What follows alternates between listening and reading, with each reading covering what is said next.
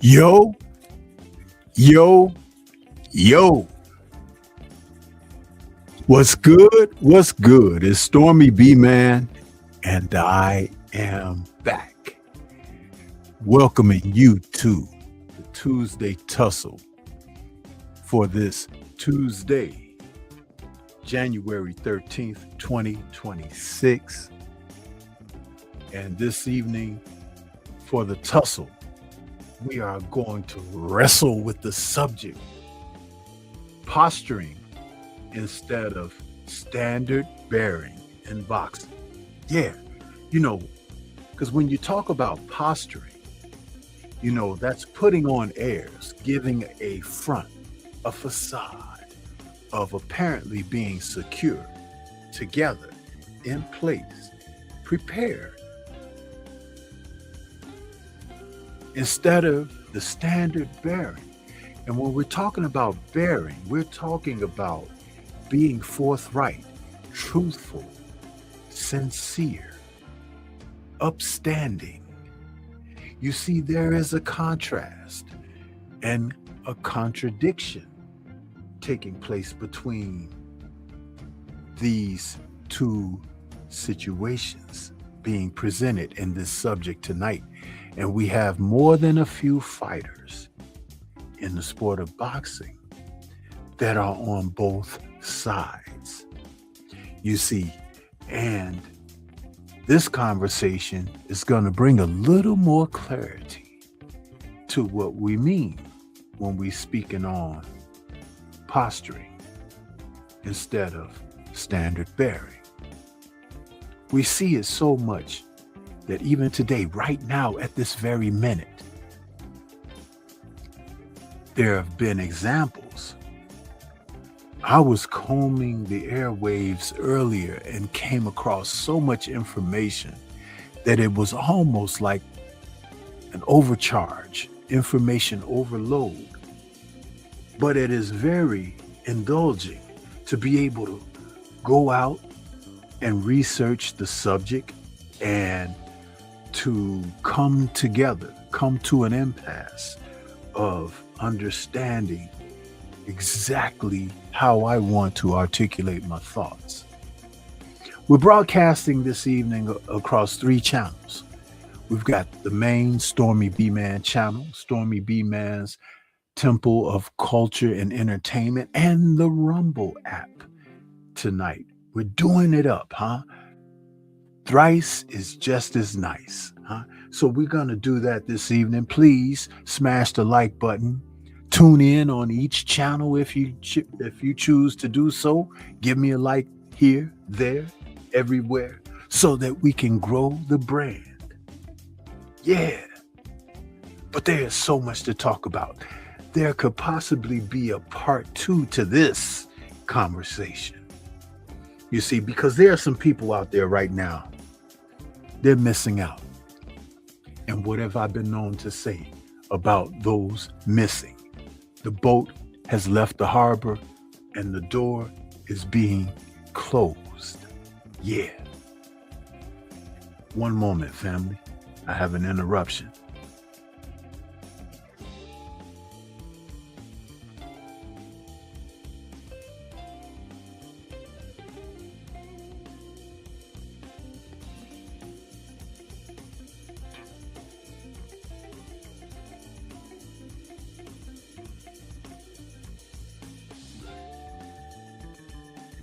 Sorry about that, family. I'm back. But anyway, as I was saying, to be in a place where we can continue to exhibit or take in the information of this subject here, when you finish this evening, you'll know exactly where I'm coming from. I want to say salute to everybody that's decided to tune in this evening. Let's see who we got in the chat. Let's see here. I don't want to miss anybody, huh? Gotta acknowledge you all.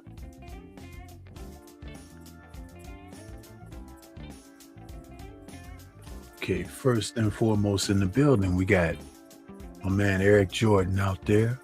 What's happening with you? Good to see you. We also got Chill Town out there. What's happening with you, Chill Town? Good to see you. Columbia is back. Appreciate Columbia signing up over on the Rumble app. Appreciate that support. Adrian Viet is in the building this evening. Chill Town, I got you already. Del Riv is out there as well. And my man, Mr. Shelton, who's becoming a master of those memes out there. Salute to you, Mr. Shelton. I caught some of your memes today, man. They have me in stitches, man, laughing. You're getting good at that, brother. And my man, Stephen L. the Mac, who be bringing the info to Stormy B Man sometimes, and it's be right on time. But this is my second live of the day. I had a live this morning, my morning on the move commute. And This can be a sort of a kitty uh, byproduct of earlier show today because of my subject. Um, I ain't trying to skip over anything, but I'm trying to take my time. uh,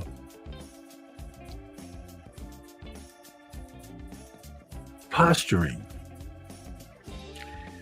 We're seeing so many fighters reflect posturing in the sport of boxing. Some you may think are on one side of things, but they happen to be on the opposing side. Some are just where you may believe they be, but may be bracing for a change, a breakout, a move to a new direction. Then others, there will be simply no hope. Huh? And isn't that a lot like life? Life is there such. Therefore, when we talk about this subject, I'm going to present some names to you. You tell me where you may find an individual.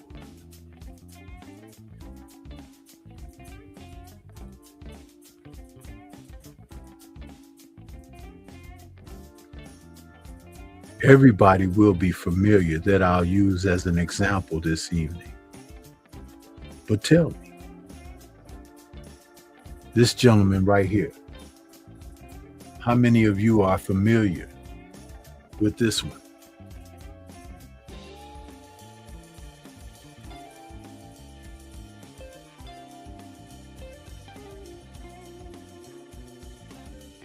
Waiting for responses.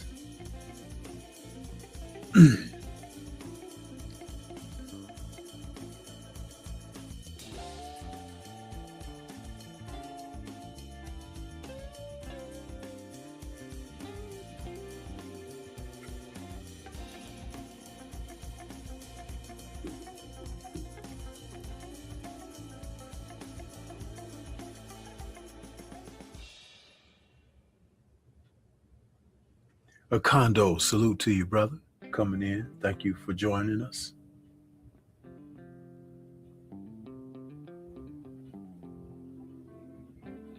Can I get a response, please? EJ says, penny loafers. Yeah, penny loafers happens to be definitely one who is a part of what I'm speaking on tonight. But what side, EJ, would you say penny loafers happen to creep?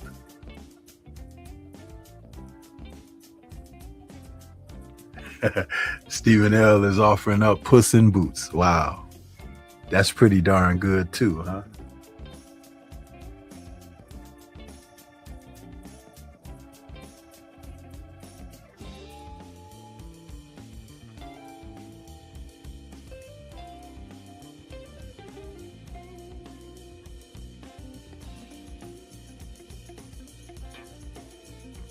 Nothing? No one?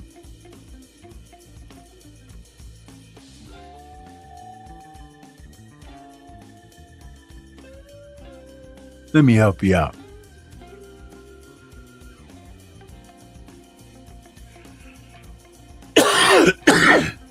Penny loafers is of the posturing kind. He has been placed according to fanfare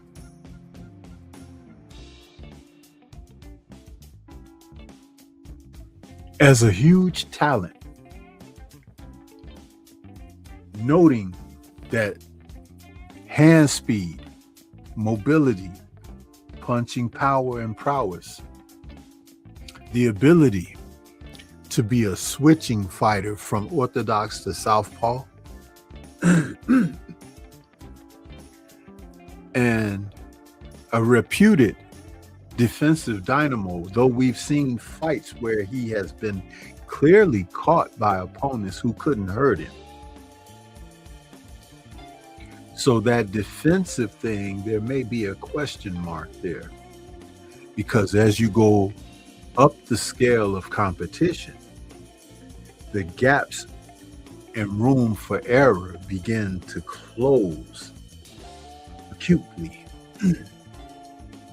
Now, Ennis was once thought to be one who could be the heir apparent at welterweight after the old guard settled matters. And we're talking about the old guard of Errol Spence and Bud Crawford, who were coming together a few years ago as undisputed. However,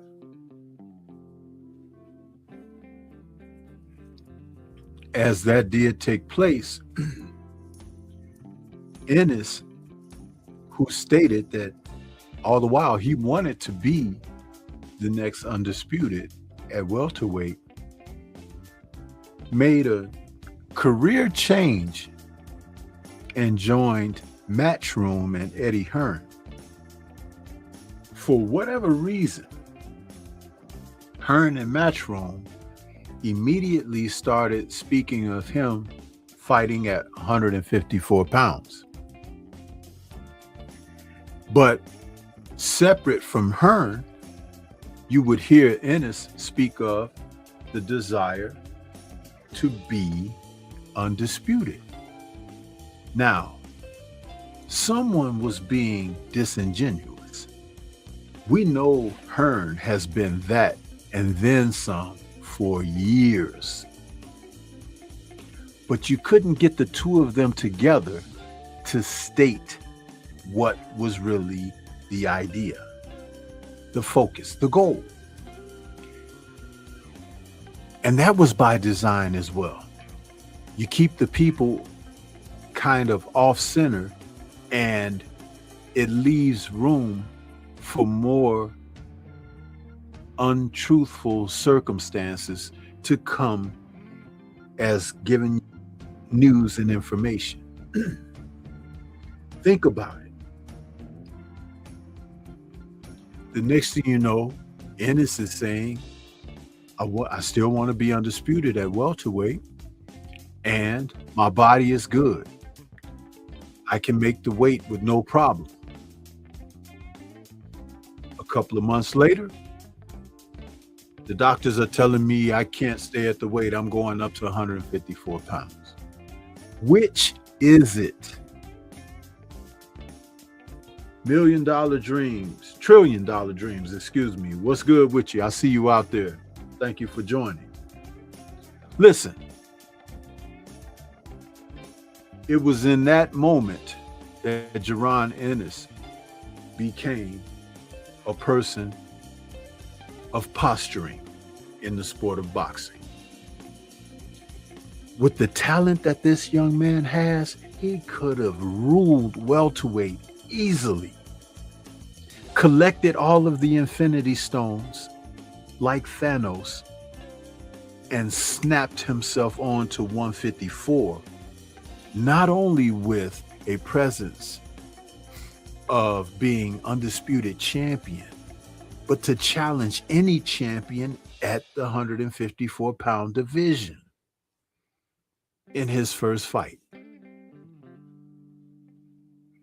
He instead vacated the titles that he had as unified and moved up looking for tune-ups. What? In an era where we've just seen a couple of fighters become undisputed champions in several divisions. We're talking about Clarissa Shields. We're talking about Terrence Crawford. History-making moments. And he passed on all of that for a tune-up? posturing at its ultimate people. Huh? Not the standard bearer whatsoever. And there was even more posturing after he defeated his last challenge. Uisa Limo, that guy, whatever his name is.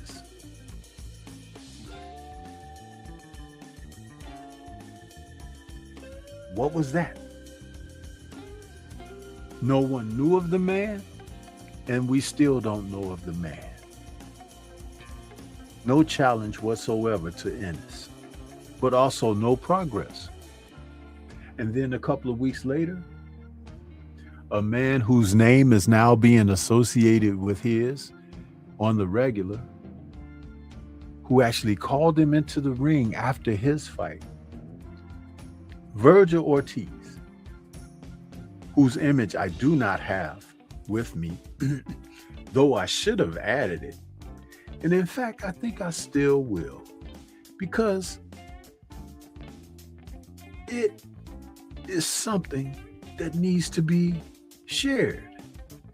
Because we need to lay eyes on these guys, people. Yeah.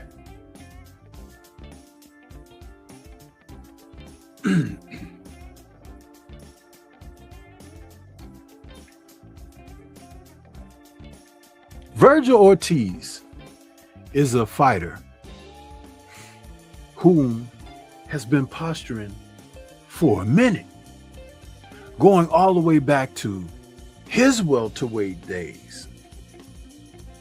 For a fighter who has not won a world title, the posturing and the shifting. Remember his proposed challenge of Imantas Stanionis? They were supposed to face one another several different times, but Virgil had this illness that was keeping him from fighting, and Stanionis was waiting for him to get better, which he didn't, to eventually take the fight, which he didn't, and then observed him move on up away from the division after putting Stanionis on ice for well over a year. Stanionis eventually ended up facing Ennis. Excuse me. My allergies are acting up. That's why I'm coughing, sniffling a little bit, clearing my throat. I apologize. Universal Truth, I see you out there. Salute to you. So Stanionis was sacrificed to Ennis, but had been inactive. Now, that doesn't mean that he would have given Ennis more difficulty had he been active. When the chess pieces are sitting on the shelf and no one's in the game playing, dust forms on the board. And we've watched and witnessed this. Ortiz, who's been at 154 longer than Ennis, has fought really no one at 154.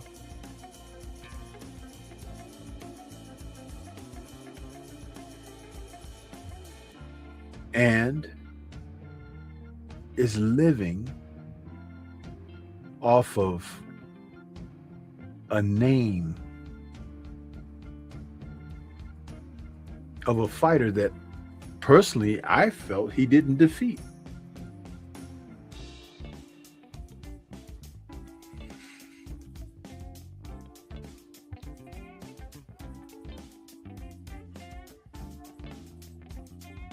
Sergey Boguchuk,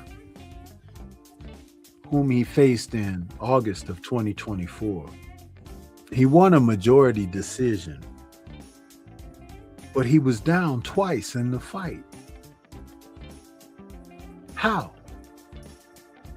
Is it the golden boy dust or manila envelopes, allegedly, that helped Virgil stay undefeated? Possibly.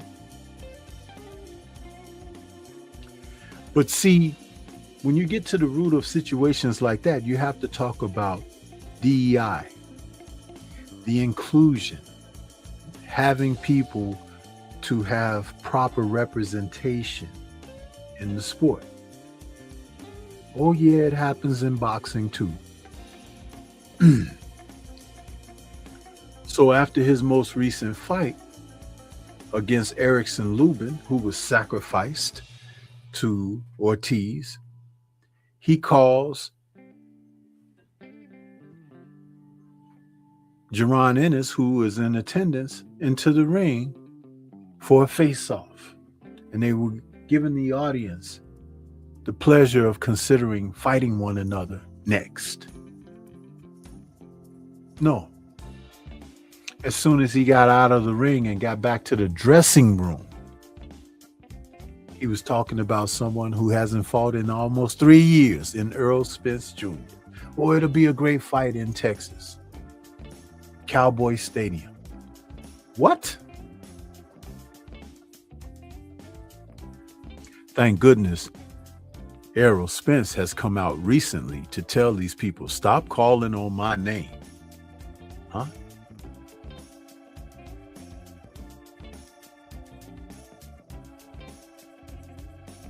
This is ridiculous. The posturing, instead of being a standard bearer in the sport of boxing. Now, let me give you an example of a standard bearer, because I gave you a couple of examples, 3 of them actually, in Ennis and Ortiz. Well, I gave you 2 in those 2, but there are more. But let me give you an example of one who is upstanding. Jai Opataya, the cruiserweight champion, who is ready, willing, able, and capable of facing anyone in his division.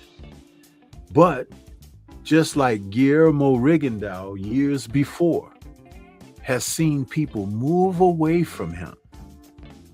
They are not looking to face this man under any circumstance. He's a 6'2" southpaw with a 76-inch reach, fighting out of Queensland, Australia.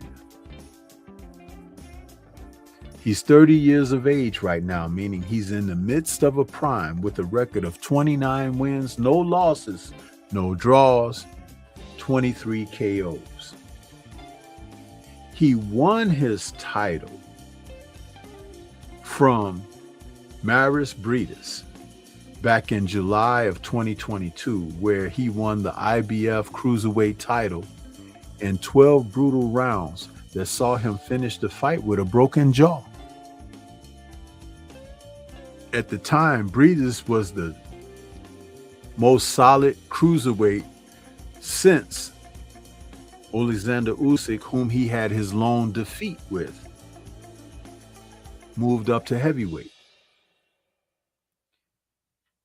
You see, this is something that you need to pay attention to because, like I said before, history be a part of everything that I'm talking about, but real life be a part of it as well.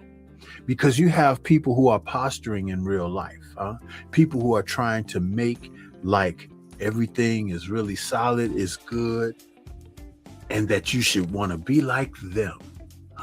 Perpetrators is another word for it. But like Clay Davis used to say on The Wire, the perp walk, shit.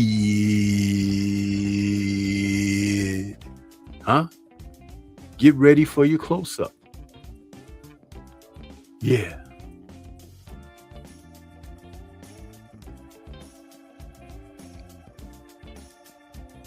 Jai Opataya is one who has set a standard at cruiserweight, the best cruiserweight since Alexander Usyk, and has ambition to move up to heavyweight, but he's trying to take care of business at cruiser first.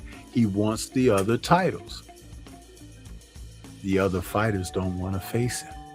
They're coming up with all types of excuses.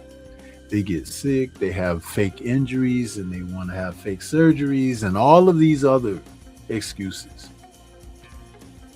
He even gave up the IBF title to go and face a fighter on a Riyadh season card event.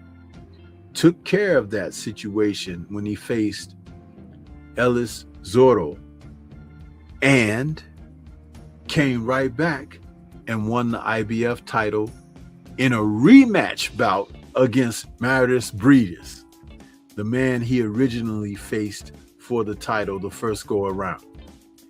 Also the toughest man that he could have faced for the title. He is the standard bearer in boxing, representing someone who's trying to get the job done.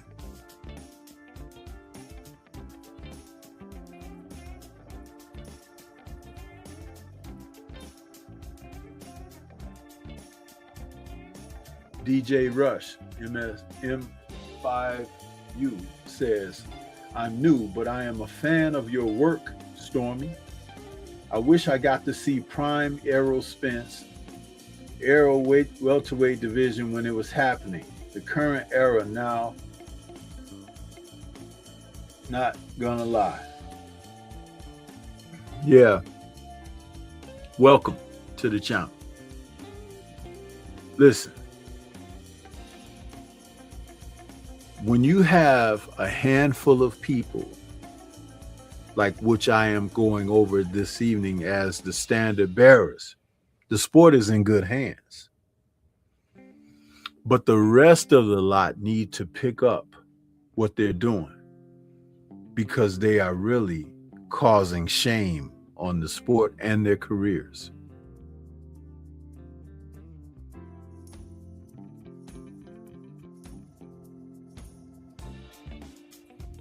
There'll always be new people to come along, but there will not always be people to carry the mantle of respect in the sport. You have too many people who are willing to lay down and show their belly and to roll over and just go with the flow. It's just like the fighters who will not seek out the top quality opportunities for the best money with Riyadh season and Turkey Al-Sheikh's opportunities to promote a fight for them. Why would you not want to work things in your own best interest? The promoters of boxing of today do not do their jobs. They don't promote the fighters. They don't progress the sport. They're just a man in the middle taking money off the top. And from the back end sometimes. And some of them are even making deposits, allegedly, in the back end, huh? Yeah! Stormy said it. But anyway, this is imperiously something to consider. Another standard-bearing fighter in the sport of boxing would be David Benavidez. You see, he has been chasing the opportunity to be considered the best for years. But the man that they were trying to tell you and sell you as being the best has avoided him. Even stealing his crown, which was, I feel, wrongfully taken away so that this man could steal the crown. Saul Canelo Alvarez. But you see, Alvarez ran away from him so much and so far that he couldn't see the setup that he eventually ran into last September when he faced Terrence Bud Crawford. Another fighter who had boxing abilities, unlike Floyd Mayweather an aggressive nature and a motivated mindset to understand what it would mean to jump up two, if not three divisions and defeat Canelo. Took everything from the man. In fact, it looked like Canelo stood naked in the ring after Crawford was finished with him.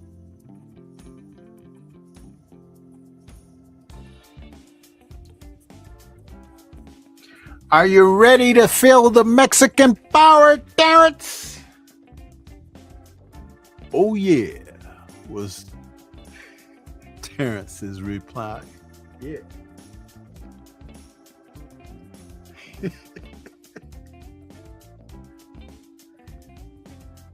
Desperado was his theme when he went into the ring that night. Black Martial Arts Society, salute to you, brother. Hope you're doing well. Appreciate you stopping in. Yeah. But Benavidez has been that solid guy. So guess what? He just said, hey, I'll go for my own gold. He moved up to light heavyweight. And now he's the WBC titleist because Dimitri Bivol gave up one of the belts after winning the undisputed title in a rematch with Artur Beterbiev. Bivol didn't want to face Benavidez. They sparred together in the past. He knows that Benavidez could be his conqueror. But Benavidez has continued to fight. He will complain publicly and say these guys don't want to fight him.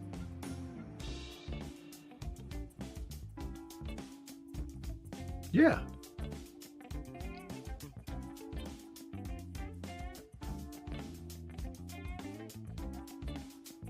Even before leaving the 168-pound division, he put down a mandate that he was willing to take on the toughest guys. So, a gentleman who followed him to light heavyweight, David Morrell, a young coming fighter that I felt at the time that they faced each other back last year, that Morrell didn't have enough fights.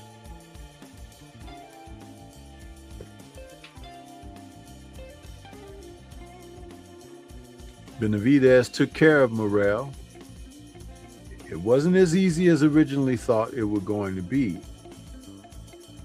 but he did prevail, securing a record of 31 wins, no losses, no draws, 25 KOs.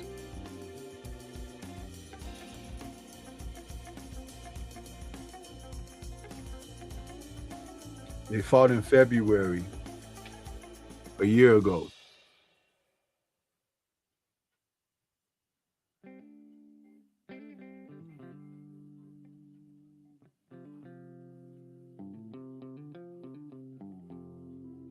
It was an opportunity for both men to show exactly how good they are.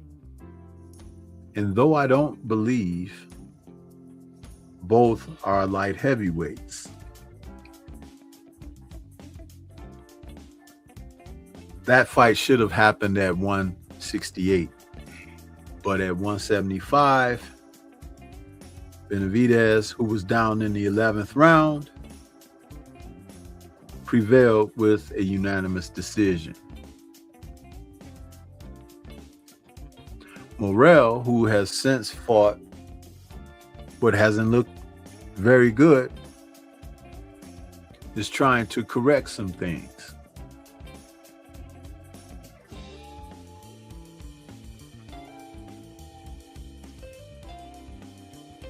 But the standard bearers are important in the sport.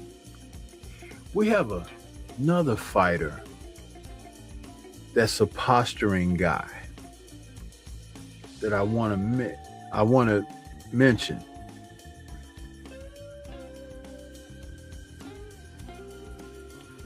Richardson Hitchens. My goodness gracious. He is like the worst. He's one of the worms in the sport. Not a rat, huh? Not a nasty pigeon or mouse. He's a worm. You know, worms get inside and they eat you from the inside out, and they're just nasty critters, huh?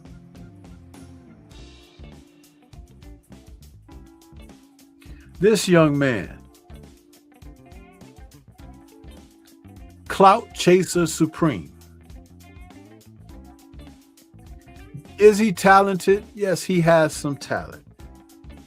Is he as good as he thinks he is? Absolutely not. Far and wide, nowhere near in the ballpark.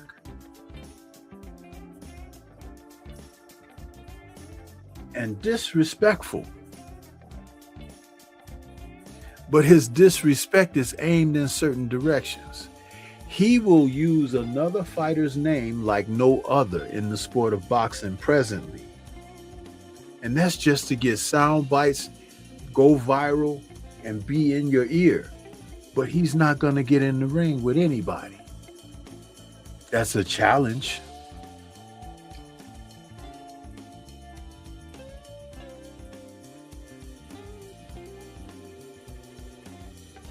Guys like him in a bygone era, they wouldn't see title shots.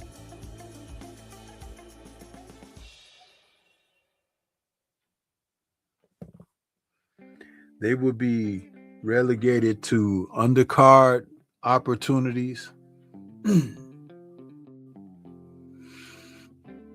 last minute substitution situations. And that's exactly what he is. Not anyone to be considered. A poo butt is what Hitchens is. PGH Big Dog, I see you out there. What's good with you, brother? Good to see you.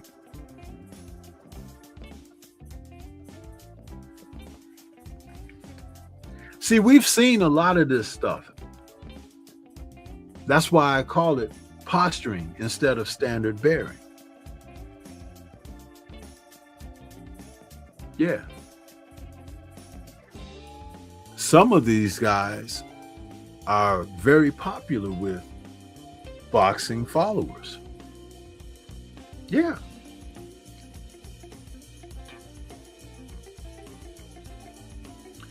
The fabric that they are torn from is like mesh, not stable, not solid. Another who be just as this man, Shakur Stevenson. Oh yeah, oh yeah. Stevenson is definitely one.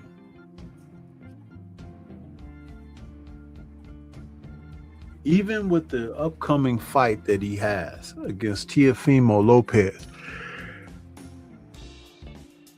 some people think this is a dangerous fight for him. And it is. It's equally dangerous for Teofimo. Now, I hate to say it this way, but the fight may not come down to their talents and abilities. This particular match may come down to what's inside of these two as men, young men. And that you won't be able to gauge until they face one another. Known to have sparred in the past, the two are coming together with Tio did lose one fight to George Kambosos Jr., split decision loss, where he was dropped for the first time in his career. But taking on the likes of Shakur at 154 pounds, 140 pounds. I don't know why I said 54. Mine just roamed into that direction. But They're both 28 years of age. And Teofimo has been at 154 a few years. Shakur is moving up there for the first time. Shakur is a southpaw. Tio is an orthodox fighter. Tio's 5'9", Shakur is 5'8". Tio has a 68.5-inch reach. Shakur has a 68-inch reach. They are both counterpunchers by nature.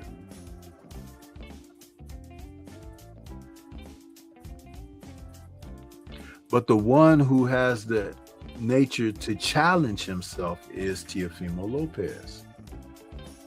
Thus, when people come in and they say that it's a dangerous fight for Shakur, Tio may really feel that Shakur is not in his league. And he has every right to feel that way, especially with all the talk about him not wanting to face quality opposition and looking towards anyone who could possibly be a challenger as his friends. I don't fight my friends. If you don't get out of here with that foolishness. Some fighters have become the best of friends after facing one another in the ring. The pretenses that Shakur has alluded to of why he won't face quality opposition that may be a threat to his record and including him physically makes no sense whatsoever. Cowardice is a word that comes to mind. Yeah. Foolishness.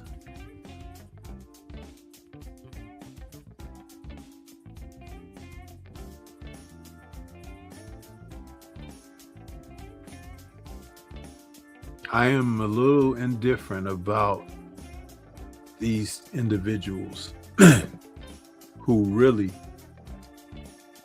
don't present themselves as stalwarts.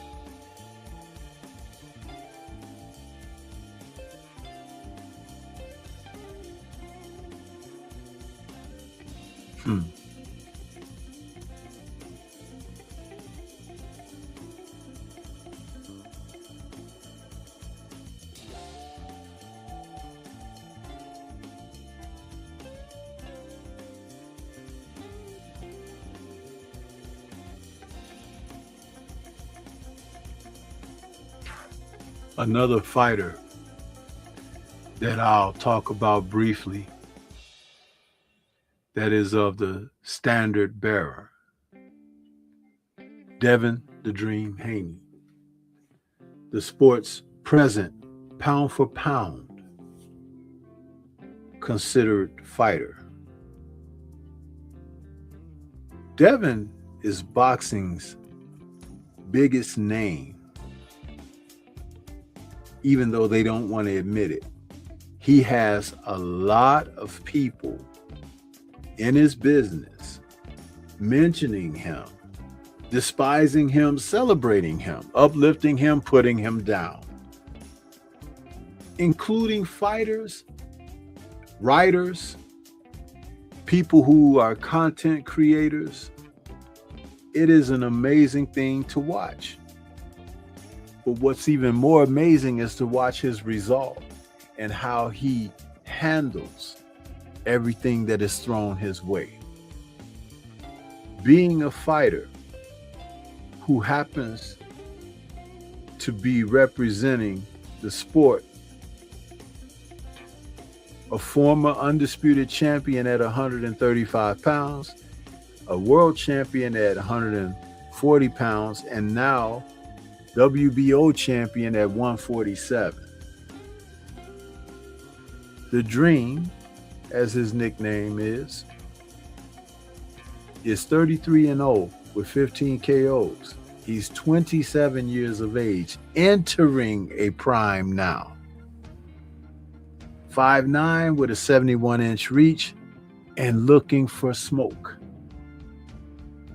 He recently issued a list of people whom he would like to get it on with. And each and every person on that list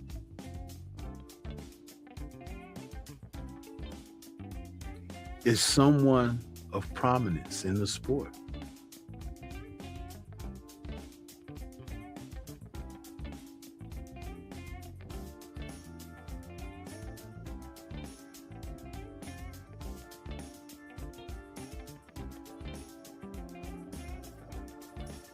The hit list of Devin Haney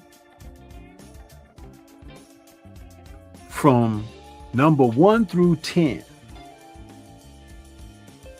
Teofimo Lopez, Shakur Stevenson, Gervonta Tank Davis, Jerron Boots Ennis, Brian Norman Jr., whom he just defeated, Mario Barrios, Keyshawn Davis, Rolly Romero, and Connor Ben.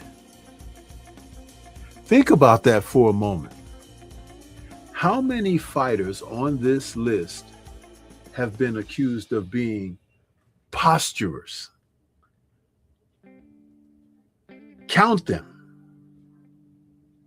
Though they didn't make the grade of me putting their images up, I will call their names out for you. Teofimo, Shakur, Gervonta, Jerron, Rolly. That's 5 right there.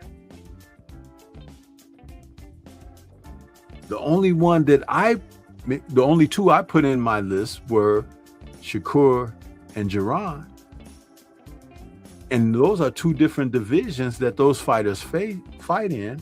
So what we're looking at is that Devin's list expands.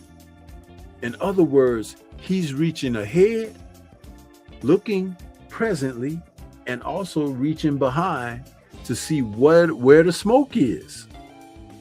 A real fireman. Shout out to Teddy Atlas, huh? Yeah. Salute to the brother, 78 Sports TV, the general in the building. He says, salute Stormy in chat. Congrats on them damn Bears, I guess.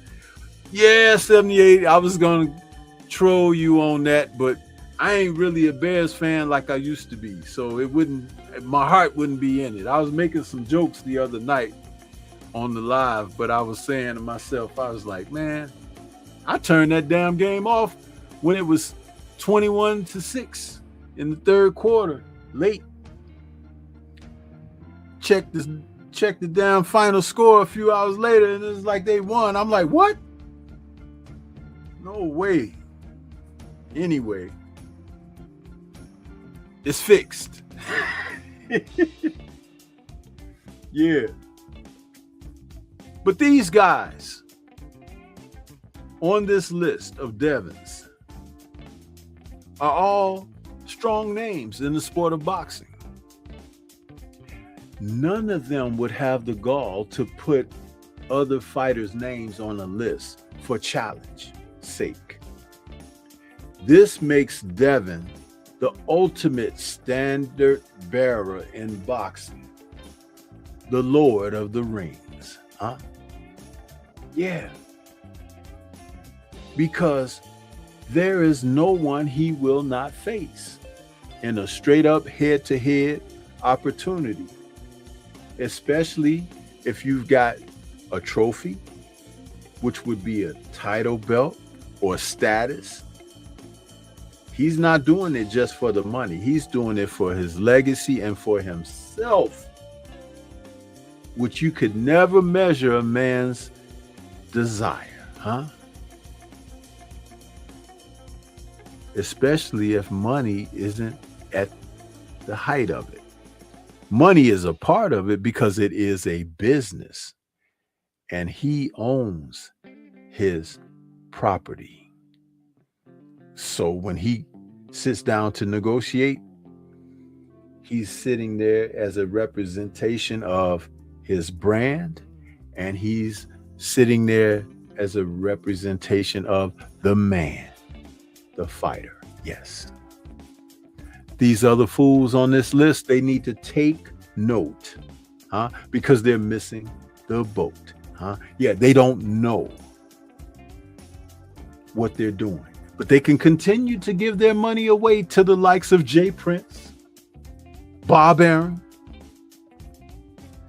Ed Hearn, Al Heyman. Oh, yeah. Yeah. But Devin has something that stands apart from that. It's a simple word. You've heard it used many times over. But many people just don't understand what it truly means. That word, independence. Take note, huh? This is Stormy B Man. Shout out to the mighty LDBC. Thank you for tuning in. Catch you guys on the next one.